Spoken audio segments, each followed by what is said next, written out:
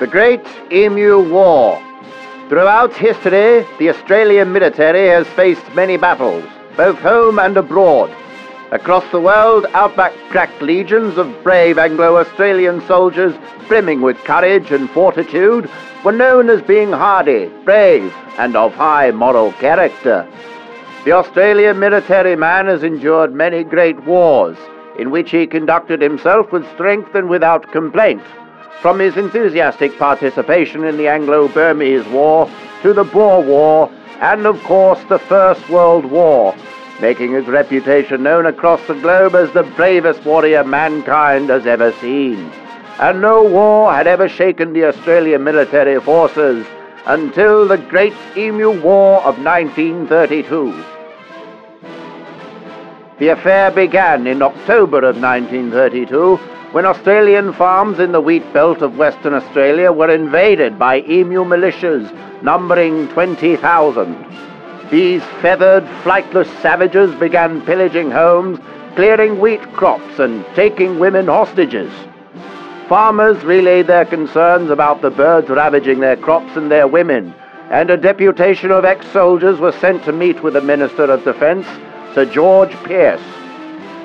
Having served in World War I, soldier settlers living in the area were all very aware of the effectiveness of machine guns, and they requested their deployment. The minister readily agreed, although with conditions attached.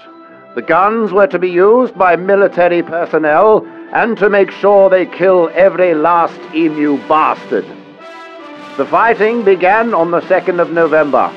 The war was conducted under the command of Major Gwynedd Purves Wyn Aubrey Meredith of the Royal Australian Artillery's 7th Heavy Artillery, with Meredith commanding Sergeant S. McMurray and Gunner J. O'Halloran, and several thousand men, each soldier armed with 2 Lewis guns and 20 million rounds of ammunition.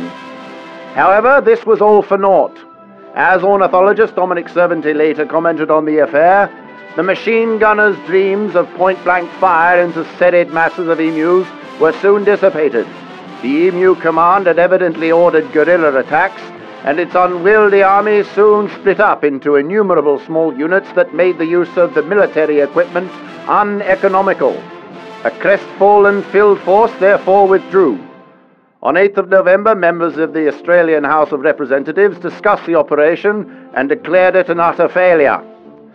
Following the negative coverage of the events in the local media, Pearce withdrew the military personnel and the guns on the 8th of November.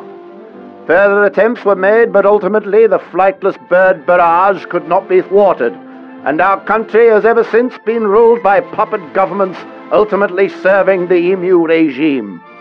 And so ends the story of the Great Emu War, something which has scarred the soul of every Australian man, and is a continual source of shame and self-hatred, for the reputation has since been marred and sullied, and are now the laughing stock of the world.